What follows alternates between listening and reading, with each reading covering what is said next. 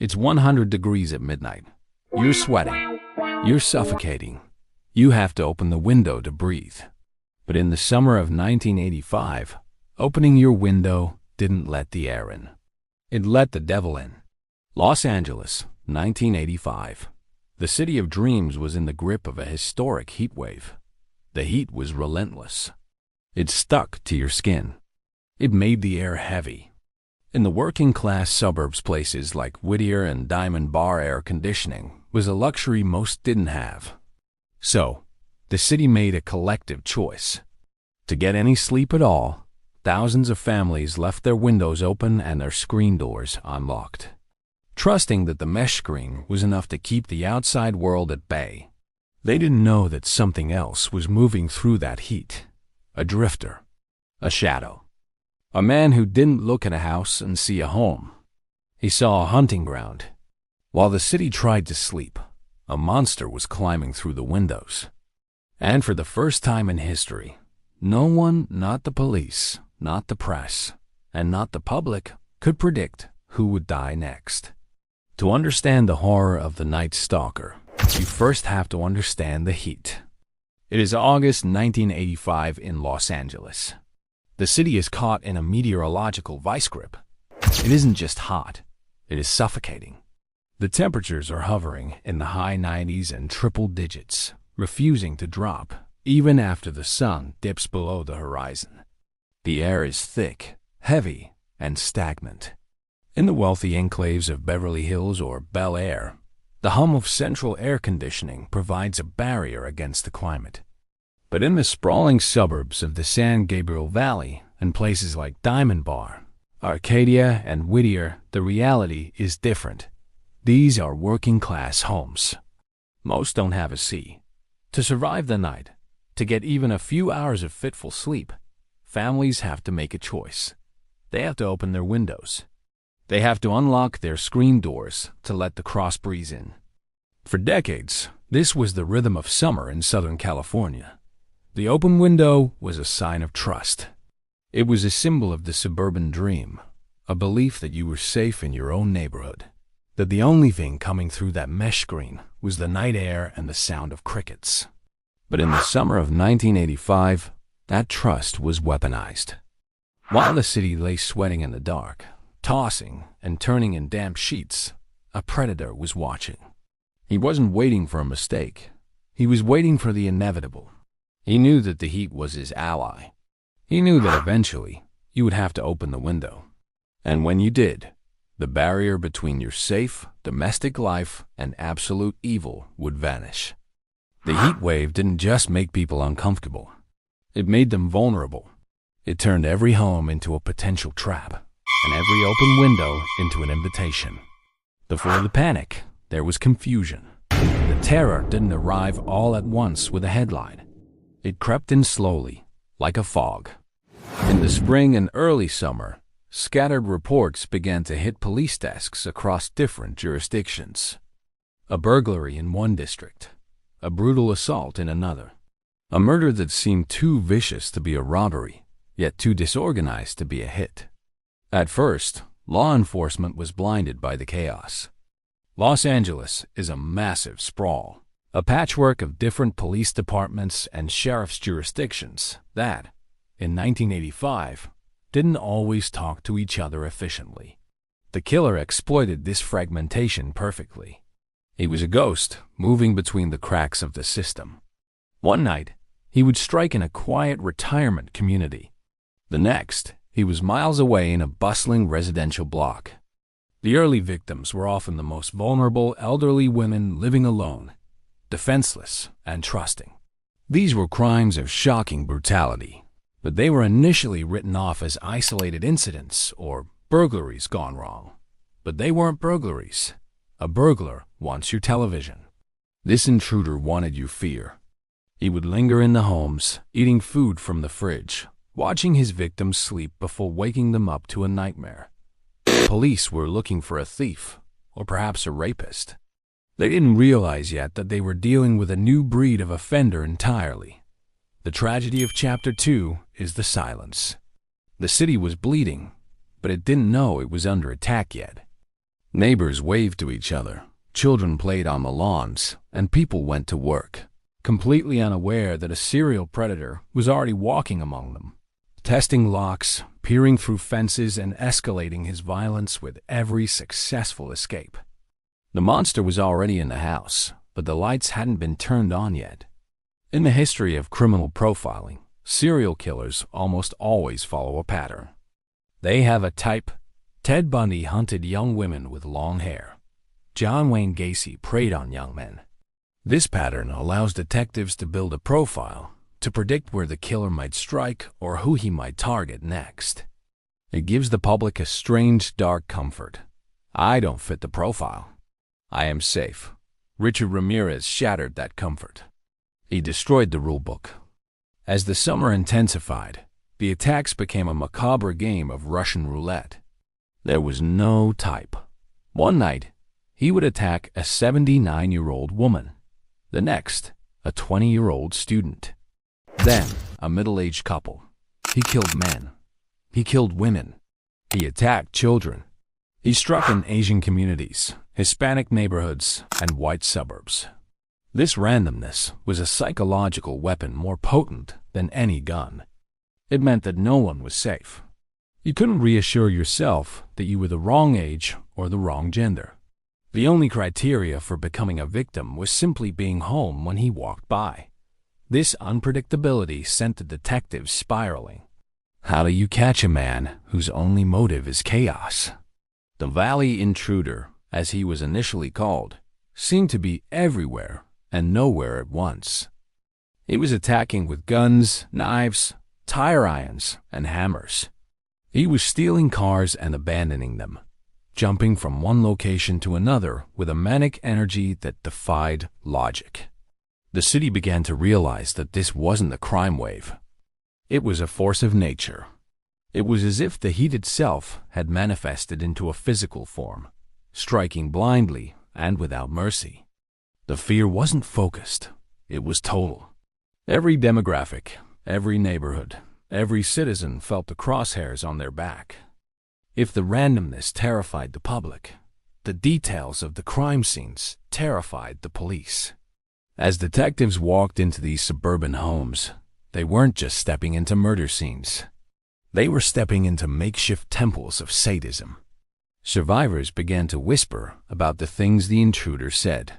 He didn't just ask for money. He demanded they swear allegiance to Satan. He forced victims to look at him, to acknowledge his power. This wasn't just about the physical act of killing. It was a spiritual violation. Police found pentagrams drawn on the thighs of victims. They found symbols scrawled on walls and mirrors in lipstick. This added a layer of supernatural dread to the already palpable panic. In the conservative religious landscape of 1980s America, the mention of Satanism hit a nerve. It transformed the killer from a mere criminal into a mythical boogeyman. The atmosphere in the city darkened. Rumors spread like wildfire. People weren't just afraid of dying. They were afraid of him. The descriptions given by survivors painted a picture of a man who looked like a walking corpse toll, gaunt, dressed in all black, with rotting teeth and eyes that seemed dead to the world. He smelled of bad hygiene and leather. This theatricality was part of his weapon. He enjoyed the persona. He wasn't hiding in the shadows of anonymity like the Zodiac Killer. He was performing. He wanted the world to know who his master was. The Night Stalker moniker began to circulate, fitting perfectly with the demonic overtones of his crimes. He was turning the sprawling metropolis of Los Angeles into his own personal horror movie, and he was the star. The physiological fear of the heat was now compounded by a deep spiritual dread. Amidst the chaos, the blood, and the terror, the detectives needed a thread. They needed one constant in a sea of variables. They found it in the dirt. Detective Gil Carrillo, a young investigator with the sheriff's department, noticed something the others had missed.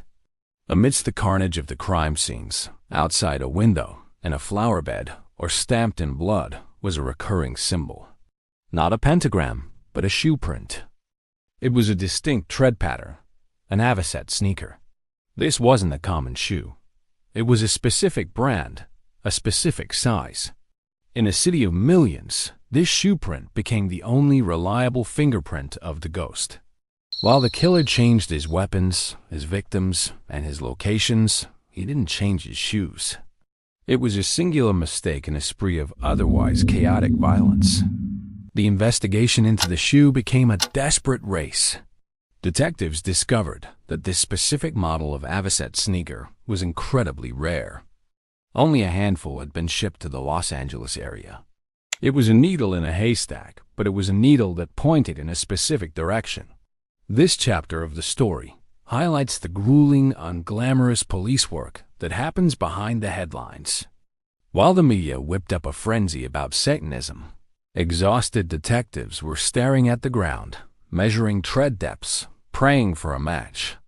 That shoe print was the only thing tethering the night stalker to the physical world.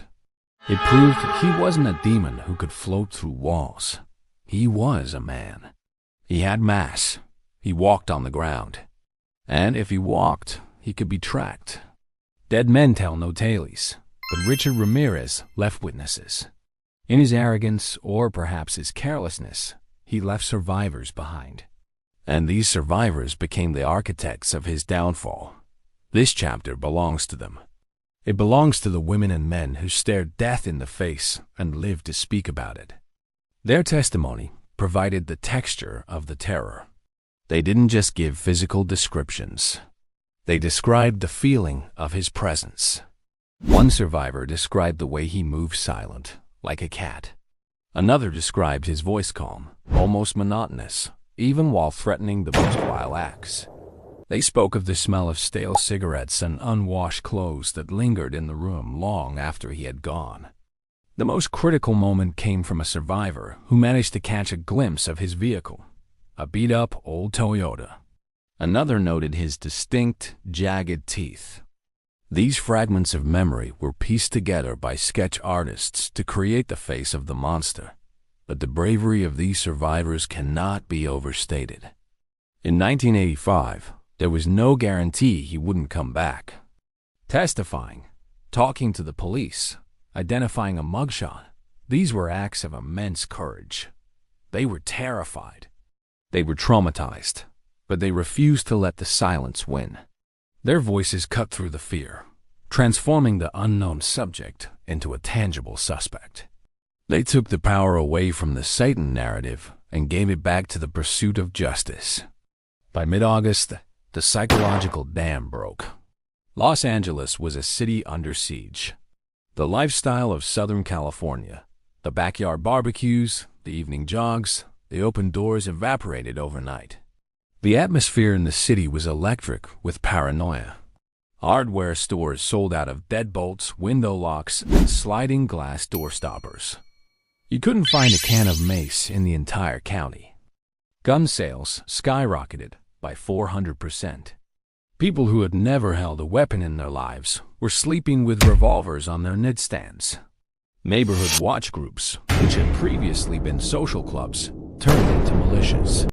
Men patrolled the streets with baseball bats and flashlights, eyeing every passing car with suspicion.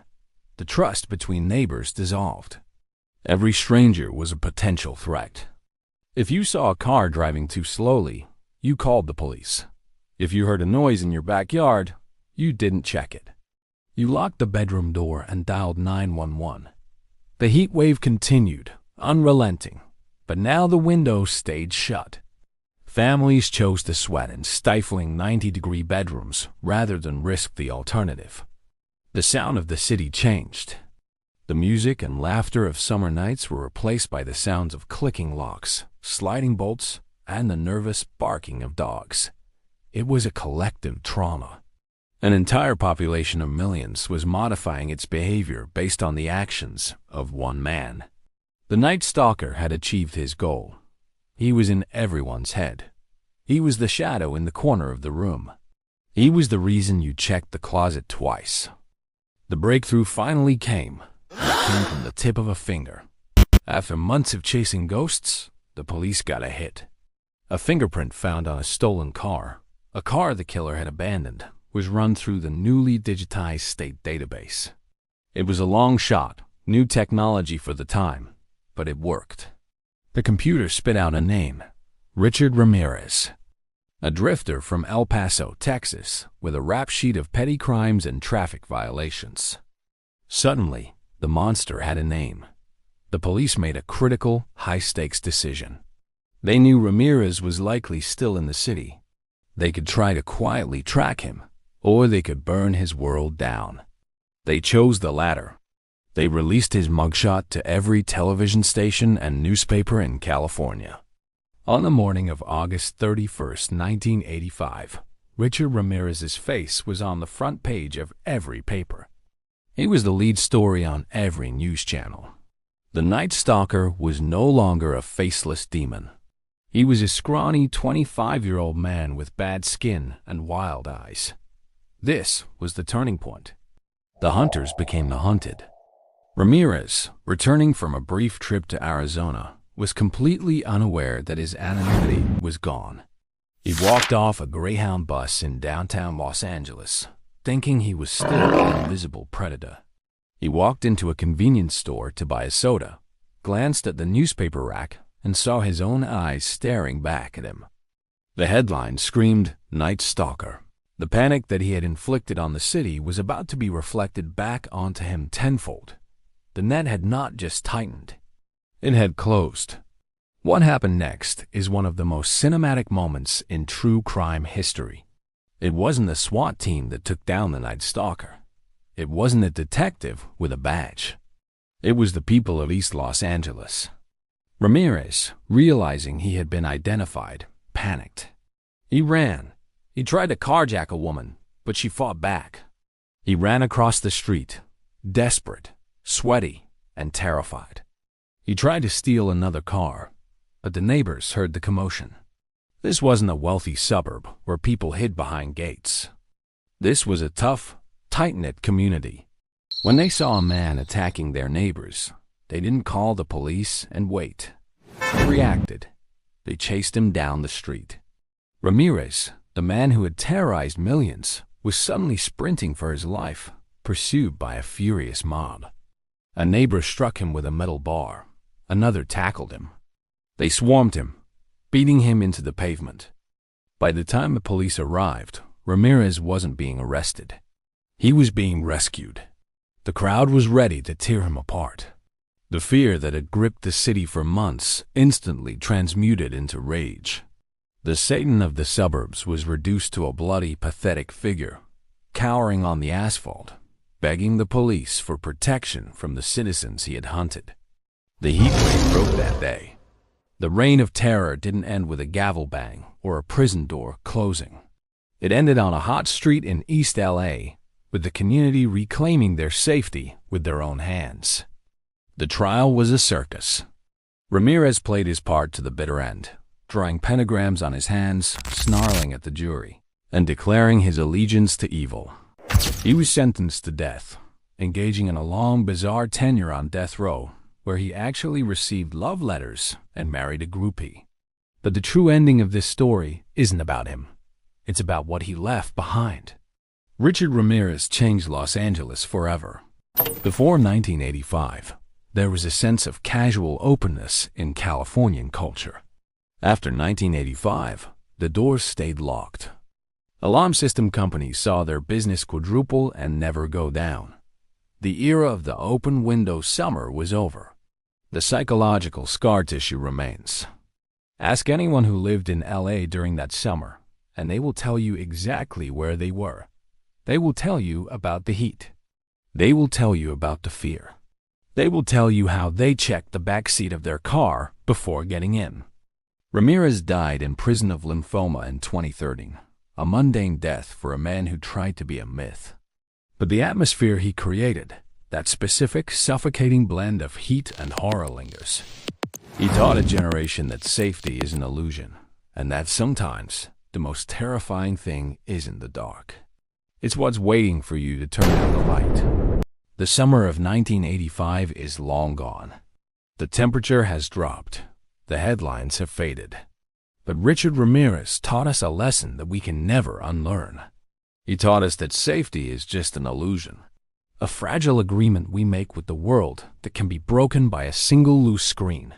Tonight, before you go to sleep, you'll probably check your phone. You'll turn off the lights. You might even feel safe. But ask yourself one question.